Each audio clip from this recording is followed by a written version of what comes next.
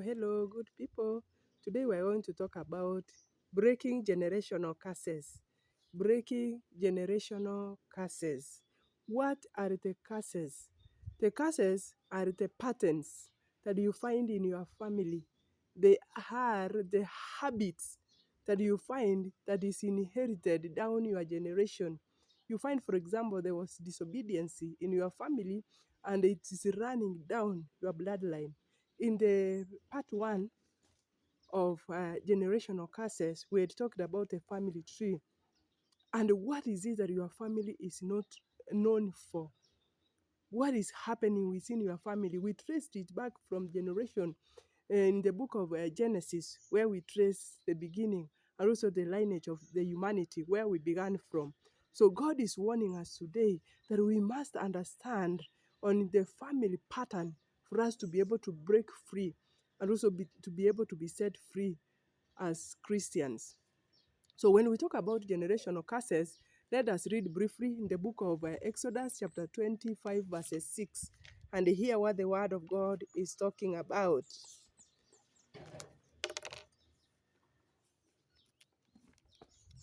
You shall not bow down to them or serve them.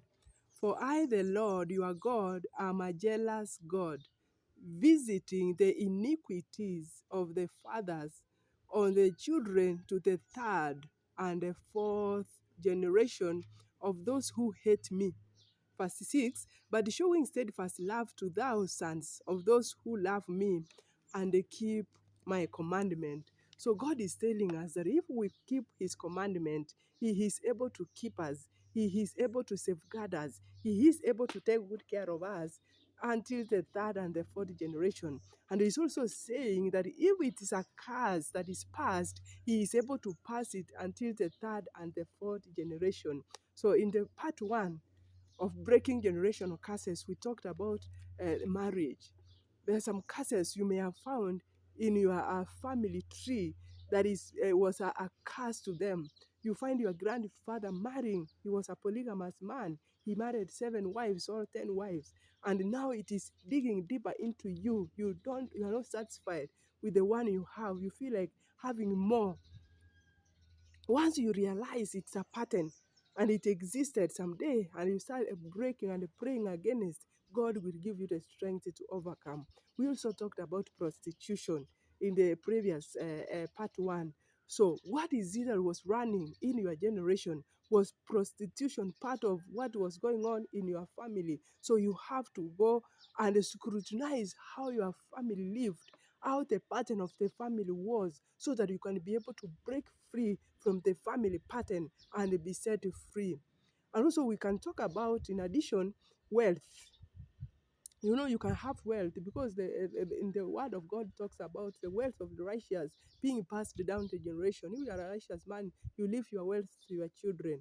So if you had acquired your wealth in a way such that it was not glorifying God, you begin now cursing down your generation. You begin now spreading the poverty down your generation. You begin now, the third generation begin to squander the wealth that the first generation had gathered because they don't feel the pain, they don't feel the need to keep it.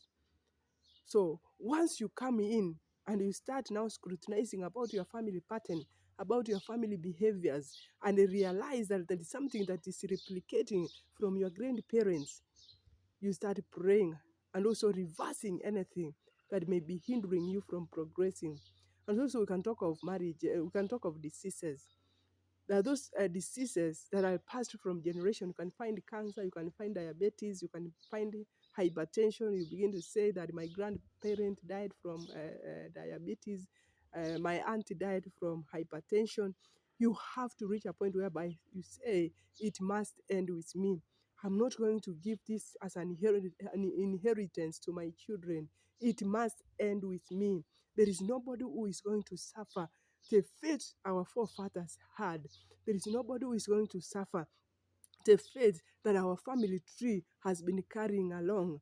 I must be the one to stand in the gap and shake the generational curses, and they shall be broken so that we receive our freedom in our family. So whatever it is that has been eating down your line, you have to reach a point and say that, God, give me the strength to overcome. This is a temptation.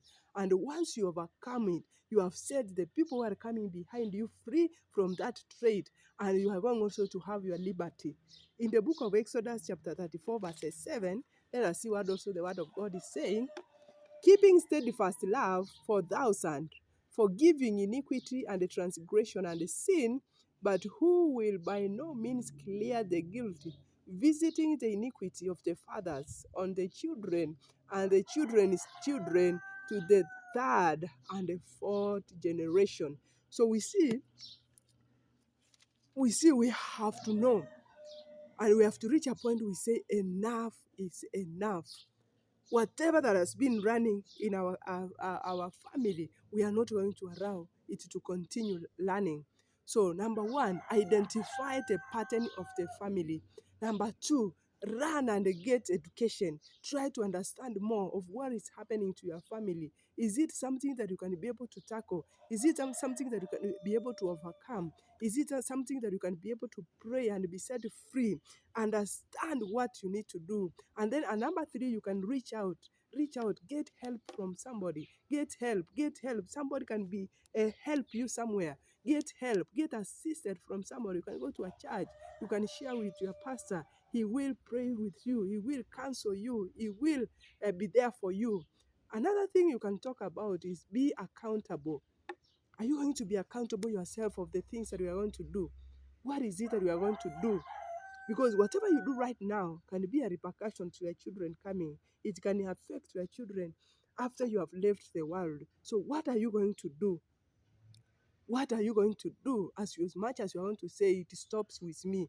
What efforts, what foundations are you going to put in place for you to be able to uproot now the old foundations that were put there by our grandparents, and they say that the failures of my grandmother, the failures of my mother, the failures of my forefathers, I am not going to partake. I am not going to partake anything that is not worthy to stand before my God. So God is telling us that if they put different and bad foundations about the worship, build new foundations. Start praising God. Start worshiping. If they did idolatry, put idolatry away and they start looking for a true worship.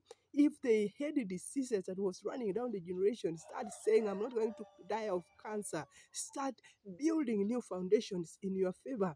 And then you now open the gap for the next generation to have their liberty. You have to say, I'm not going to be poor. My grandmother lived and died poor. I am not going to partake the poverty. I must drive my dream car. My mother may have never driven. My grandparents may never have driven their car.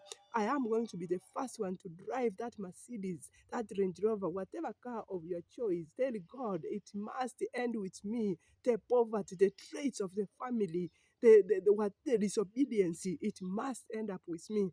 And God will give you the strength to overcome the temptation. And you are going to shake every evil foundation that was put there by your grandparents, and you are going to have your victory. So you have to be deliberate about this. You have to make it that it must happen according to the plan of God upon your life. You have to be deliberate of whatever choice that you are going to make, because when God is on your side, He's going to give you the strength to overcome. So friends, brethren, and family, think about your life right now. Think about your family. Think about where you have come from.